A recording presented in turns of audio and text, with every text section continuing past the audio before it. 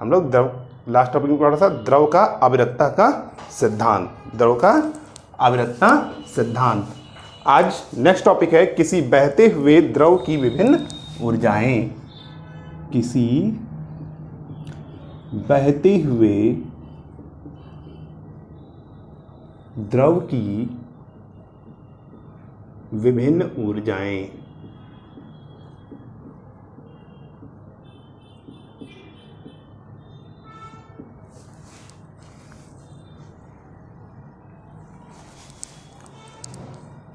ये एक नली है।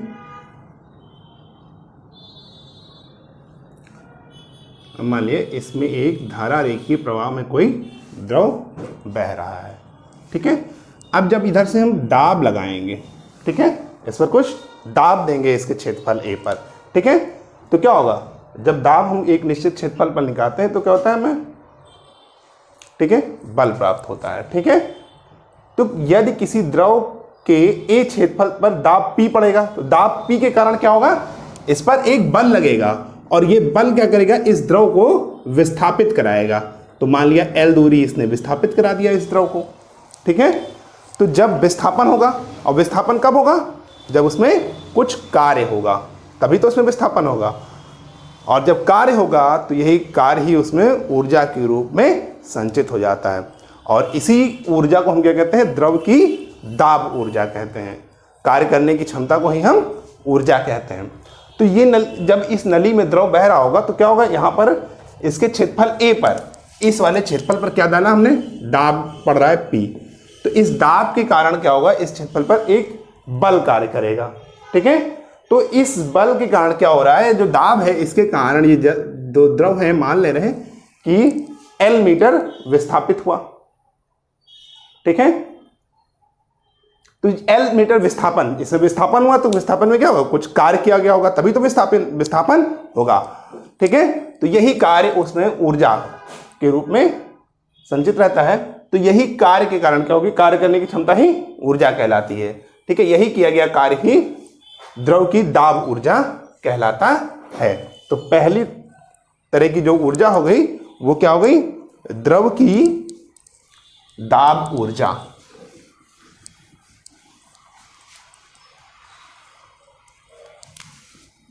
पहला है दाब ऊर्जा,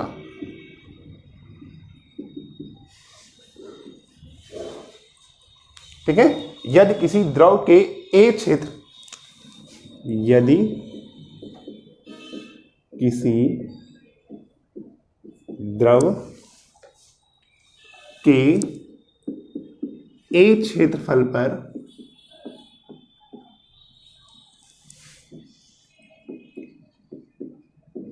पड़ने वाला दाब, ठीक है, P है, या दाब P पड़ रहा है, जिसके कारण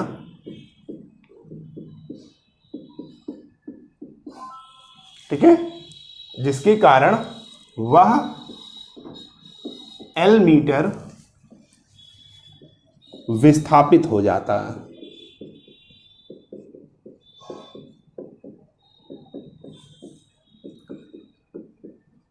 ठीक है। तो अब L मीटर विस्थापित हो जाता है तो द्रव की दाब ऊर्जा, ये क्या हो जाएगा, किया गया कार्य। तो कार्य बराबर क्या होता है, कार्य बराबर बल गुणे विस्थापन। अब हमें यहां पे बल निकालना है, ठीक है। तो दाब बराबर क्या होता है, बल बटे क्षेत्रफल। तो यहां से बल बराबर क्या हो जाएगा, दाब गुणे क्षेत्रफल।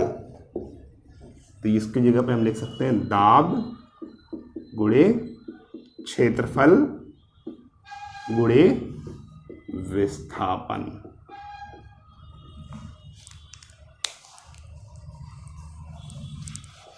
दाब गुणे क्षेत्रफल गुणे विस्थापन। ठीक है, अब दाब यहाँ पे क्या है P, क्षेत्रफल A, विस्थापन A, L, तो क्या हो गया PAL। ठीक है, अब हम द्रव का आयतन निकालेंगे। L दूरी तक जो विस्थापन हुआ उसमें द्रव का आयतन V बराबर A area of cross section into वो कितना उसमें विस्थापन हुआ। ठीक है, अतः द्रव की, ठीक है,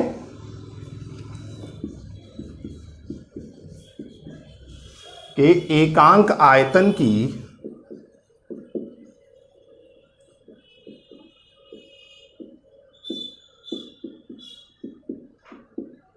दाब ऊर्जा।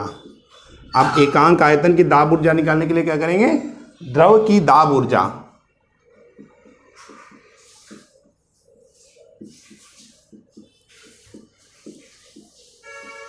बटे आयतन V। तो द्रव की दाब ऊर्जा यानी P into A into L upon V A into L, तो कितना आ गया P, यानी द्रव के एकांक आयतन की दाब ऊर्जा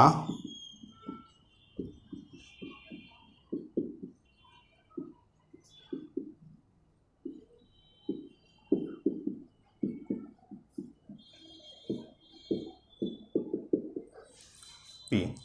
ठीक है, अब इसका नोट्स बनाना है तो आप लोग नोट कर लीजिए या स्क्रीनशॉट ले लीजिए। मैं हट जा रहा हूँ, इसका आप उतनी देर में स्क्रीनशॉट ले लीजिए। ठीक है, तो हमने क्या निकाले थे, किसी बहते द्रव की विभिन्न ऊर्जाएं निकाल रहे थे, तो हमने अभी दाब ऊर्जा का अध्ययन किया। अब नेक्स्ट है उसकी गतिज ऊर्जा। अब ये नली थी, इसमें से धारा रेखीय प्रवाह में एक द्रव बह रहा है। ठीक है, तो क्या हो गया, मान लिया कि जो दो द्रव ऐसे फ्लो हो रहा है उसका मास क्या है m है। ठीक है, वो विथ वेलोसिटी v मूव कर रहा है। ठीक है, यानी उसका वेग क्या है v है। ठीक, द्रव जो इसमें से इस नली से पास हो रहा है उसका द्रव्यमान m है और वेग क्या है उसका v है। ठीक है, यानी जो भी v आयतन में जो द्रव प्रवाहित हो रहा है उसका वेग v है। ठीक है, तो द्रव्यमान है और उसका कुछ वेग है, तो उसमें क्या होगा, कुछ गतिज ऊर्जा होगी। तो गतिज ऊर्जा हम क्या निकालेंगे, द्रव के एकांक आयतन की गतिज ऊर्जा, या गतिज ऊर्जा क्या होती है हाफ mv²। तो ये क्या हो गई, द्रव की गतिज ऊर्जा हो गई। ठीक है,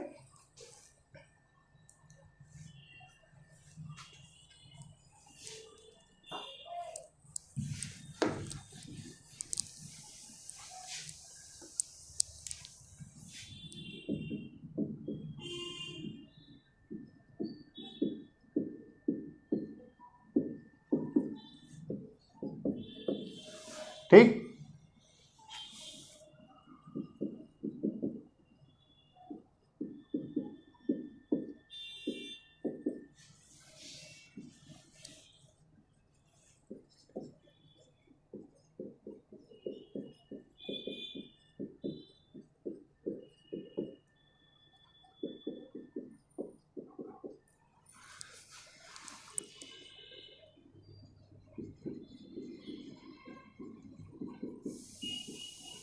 गतिज ऊर्जा क्या हो गया फॉर्मूले से, हाफ mv²।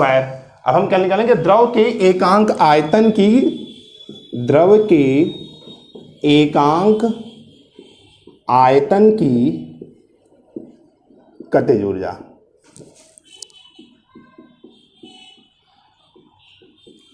द्रव के एकांक आयतन की गतिज ऊर्जा, ये हो जाएगा हाफ।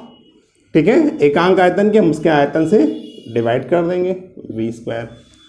अब हमें एक फॉर्मूला पता है, घनत्व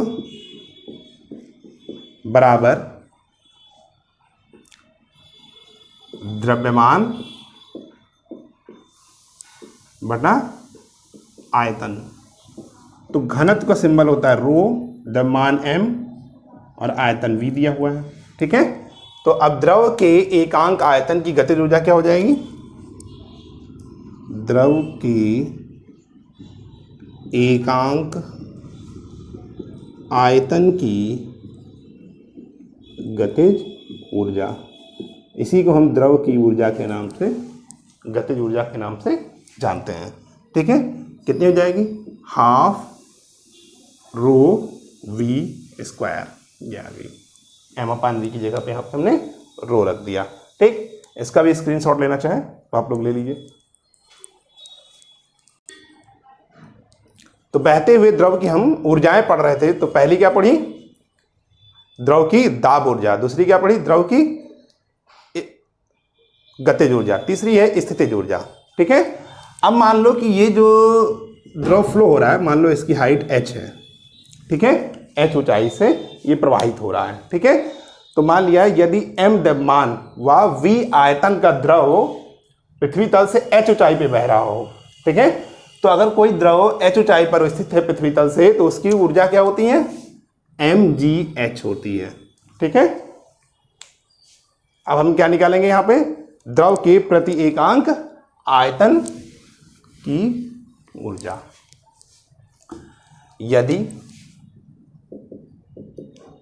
m द्रव्यमान, जो द्रव बह रहा है उसका द्रव्यमान m व v आयतन का द्रव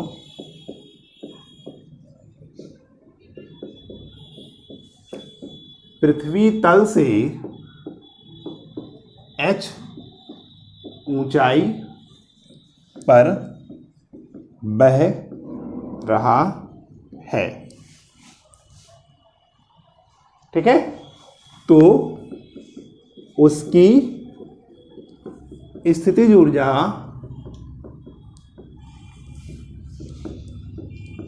mgh होगी। ठीक है, अतः द्रव की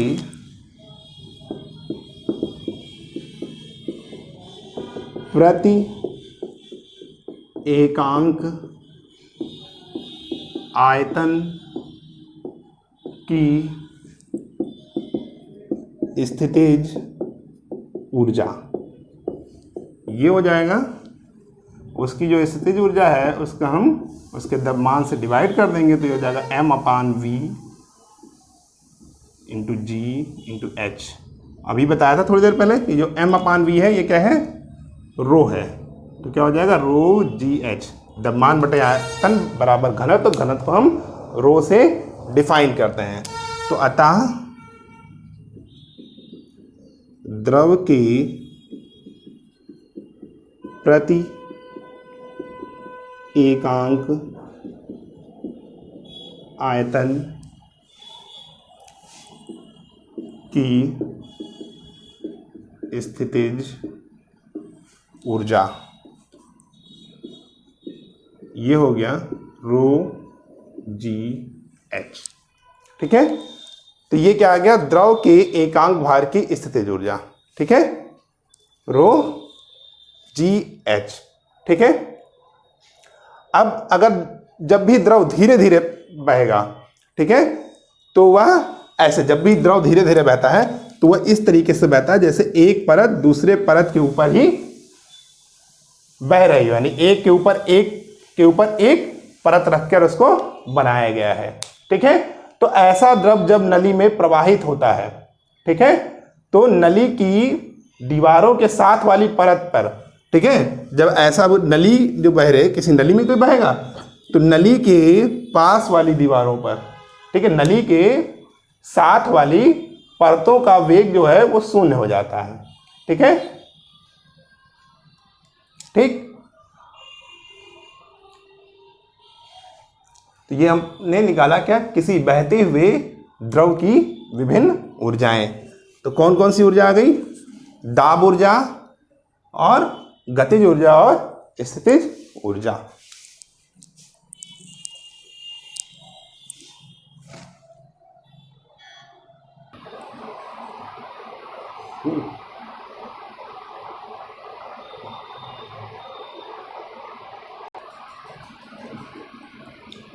एक असमान परिच्छेद के पाइप में जल बह रहा है।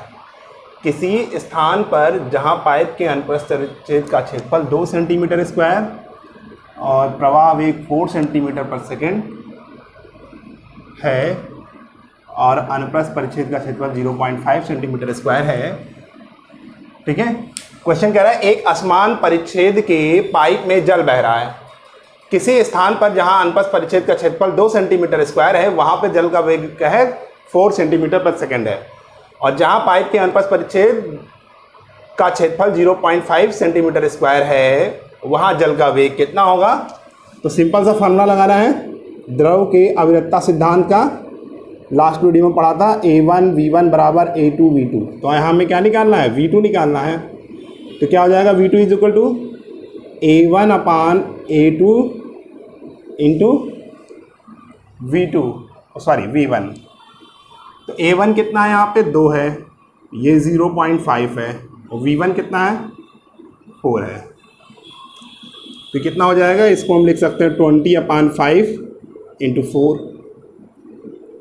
कितना हो गया 16 सेंटीमीटर पर सेकेंड। तो क्या आ गया वहाँ पर जल का वेग कितना हो जाएगा 16 सेंटीमीटर पर सेकेंड।